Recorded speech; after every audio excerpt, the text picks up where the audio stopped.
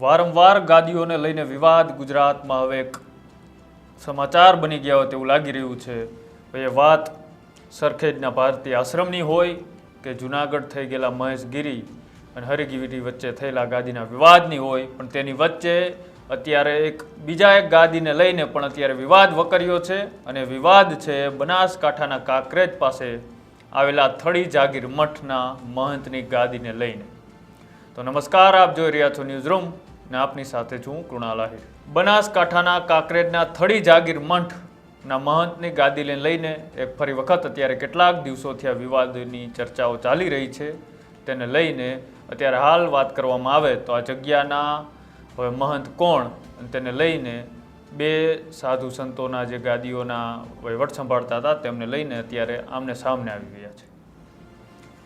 એ પહેલાંની વાત કરવામાં આવે તો અત્યાર સુધી એટલે કે નવેમ્બર સુધી આની ગાદીપતિ તરીકે જગદીશપુરી બાપુ હતા અને તેમનું એક નિધન બાદ ગાદી માટે દેવ દરબાર જાગીર મઠના મહંત બળદેવગીરીએ એક શંકરપુરીને શાલ ઓઢાડીને તેમના મહંત જાહેર કરીને ગાદીપતિ જાહેર કરતા વિવાદ આજુબાજુના વિસ્તારોની અંદર ખૂબ વધ્યો.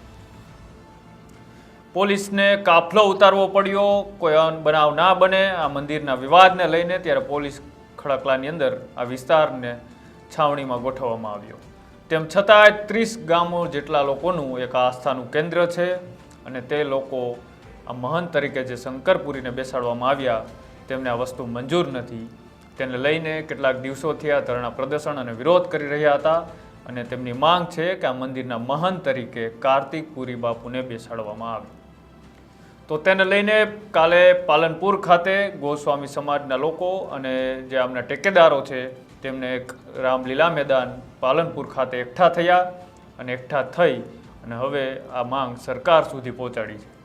સરકાર સુધી પહોંચાડતા તેમને કલેક્ટર સુધી એક આવેદનપત્ર આપવાની રેલી કાઢી અને રેલી સ્વરૂપે કલેક્ટર ઓફિસ ખાતે પહોંચ્યા અને ત્યાં જઈને શું કહ્યું તે પણ એકવાર સાંભળો.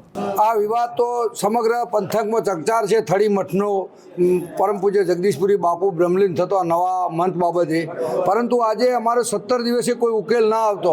અમે આજે કલેક્ટર કચેરીએ સમગ્ર આજુબાજુના 117 ગામના સેવકગણો તેમજ ગ્રામજનો અને સંતો મહંતો અને અમારા 10 ગોસ્વામી સમાજના બંધુઓ અમે આજે રેલીનું આયોજન કરી કલેક્ટર સાહેબશ્રીને અમે અમારો ન્યાય લેવા માટે નવા મહંત જે સર્વસંમતિથી નિયુક્ત કર્યા છે તેમને ગાદીએ બેસાડવા અને અમારી ગૌશાળાનું સંચાલન તેમજ અન્ય ધાર્મિક પ્રવૃત્તિઓ કરવા માટે અમને ત્યાં ન્યાય મળે એ માટે આજે અમે રેલી સ્વરૂપે અમે કલેક્ટર સાહેબના જોડે આવેલા છે. રજૂઆત કરી છે, ન્યાય નહીં મળે તો આગામી શું પગલાં રહેશે? જો અમે રજૂઆત કરી છે, અમને આશા છે કે કલેક્ટર તો આ જિલ્લાના સમાહર્તા કહેવાય, એ અમને શાંતિથી સાંભળ્યા છે અને અમને કીધું છે કે અમને 2-4 કલાક 6 કલાકનો ટાઈમ આપો, અમે બધાને બોલાવીને કરીશું. અને છતાંય જો નહીં થાય તો અમે બધા અનશન ઉપર ઉતરવાના છીએ અને અહીંયા અમારું આંદોલન ચાલુ રહેશે જ્યાં સુધી આ ન્યાય નહીં મળે ત્યાં સુધી અમે અહીંયા જ રહેવાના છીએ. આજે મેં કલેક્ટરશ્રીને રજૂઆત એ કરી કે અમારે જે થળી મુકામે જે મહંત નિમિત્તની જો વિવાદ ચાલી રહ્યો છે અને આજુબાજુના 117 ગામનો આ વિવાદ ચાલી રહ્યો છે કે 117 ગામની આસ્થાનું કેન્દ્ર થળી મઠ જાગીર છે. ત્યાં પરમ પૂજ્ય જગદીશપુરીજી મહારાજ દેહાંત થતાની સાથે દેવ દરબારના બળદેવનાથજી તાત્કાલિક તેઓ એમના મળતિયા માણસો આવી અને એમને કબજો લઈ લીધો અને ત્યાં એમને પરમ પૂજ્ય જગદીશપુરીજી મહારાજ બ્રહ્મલીન થતાં એમની કોઈ અંતિમ ક્રિયા કે એમની કોઈ શોભાયાત્રા કે કોઈ પાલકી કોઈ ક્રિયા કર્યા સિવાય પહેલાં એમને મહંતની નિવૃત્તિ કરી દીધી. અને આજુબાજુના ગામને જેમ ખબર પડતા ત્યાં લોકો ત્યાં પહોંચ્યા અને સરપંચે જો તેને નિવેદન આપ્યું કે બાપુ આજે બાપુની જે અંતિમ ક્રિયા છે એની વિધિ કરો અને ગાદી ઉપર શ્રીફળ મૂકી દો અને 12 દિવસ પૂરા થયા ત્યારે મહંતની નિવૃત્તિ કરજો. આજે શાંતિથી બાપુની પાલકી યાત્રા શોભાયાત્રા ગામે ગામે કાઢી અને એમનું કાર્ય પરિપૂર્ણ કરો. પણ એમને કોઈ કાર્ય કોઈ સાંભળ્યું નહીં અને સરપંચને લાફો મારી દીધો અને રિવોલ્વરથી તરત ફાયરિંગ કરી અને ધાપ ધમકી આલી તમારા અહીંયા કંઈ લેવા દેવા નથી, એવી રીતના કરીને લોકોને બહાર કાઢી મૂક્યા. આજે શું રજૂઆત કરીને એનું શું લાગે છે? આજે અમે રજૂઆત એ કરી કલેક્ટર સાહેબને કે આ મઠની અંદર 125 ગામની આસ્થાનું કેન્દ્ર છે. જો અહીંયા વહીવટદાર નહીં સોંપવામાં આવે તો આ ઉગ્ર આંદોલન થશે અને એની કોઈ પણ પરિસ્થિતિ કલેક્ટર સાહેબના ઉપર રહેશે જે પણ કોઈ કાર્ય થાય તો. એટલે અને જે દિવસે એસપીને પણ અમે કીધું હતું તો એસપી એ દિવસે અમને એમ કીધું કે એ લોકોએ અંદર નહીં, તમે અંદર નહીં, પણ એસપી એમને એ લોકોને અંદર પરવાનગી જવાની આપી દીધી અને અમને કોઈને પરવાનગી આપતા નથી. હવે ન્યાય નહીં મળે તો શું કરશું? ન્યાય નહીં મળે તો અમે અન્નજનનો ત્યાગ કરીને કલેક્ટર ઓફિસ ઉપર અહીંયા બેસી રહેવાના છે જ્યાં સુધી ન્યાય નહીં મળે ત્યાં સુધી. બળદેવગીરી અને તેના સમર્થકો અને સાથે કાર્તિકગીરી અને તેમના સમર્થકો જ્યાં કલેક્ટર પાલનપુર ઓફિસ ખાતે પહોંચ્યા અને ત્યાંથી કલેક્ટરને આવેદનપત્ર આપ્યું. ત્યારબાદ કલેક્ટરે જે રીતના કહ્યું કે આ વિવાદને હું સંપૂર્ણપણે આની તપાસ કરીશ, તપાસ કરી અને તમારા જે જૂના બંધારણીય હકો અને તે તમે જે લખેલા બંધારણીય ચોપડા છે તેનો અભ્યાસ કરીને તે બાદ નક્કી થશે કે હવે પછી આ ગાદીપતિ તરીકે અહીંયા કોણ બેસશે. તેવું અત્યારે કલેક્ટર દ્વારા પણ એક આશ્વાસન આપવામાં આવ્યું છે.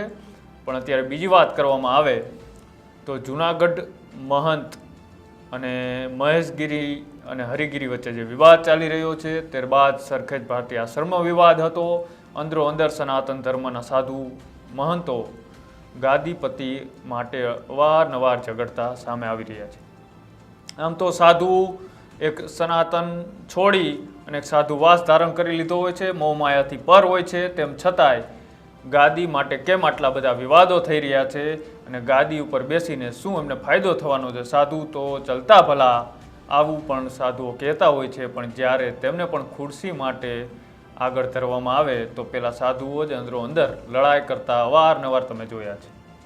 તમારું શું છેવું છે આ સનાતન ધર્મના સાધુઓ અને ગાદીને લઈને અંદરો અંદરના જે વિખવાદો ચાલી રહ્યા છે તેને લઈને અને જે આ જાગીર મઠનો વિવાદ ચાલી રહ્યો છે તેની અંદર પણ જે આપ કોઈ કહેવા માગતા હોય તો અમારી કોમેન્ટ બોક્સની અંદર આપ અચૂક જણાવજો.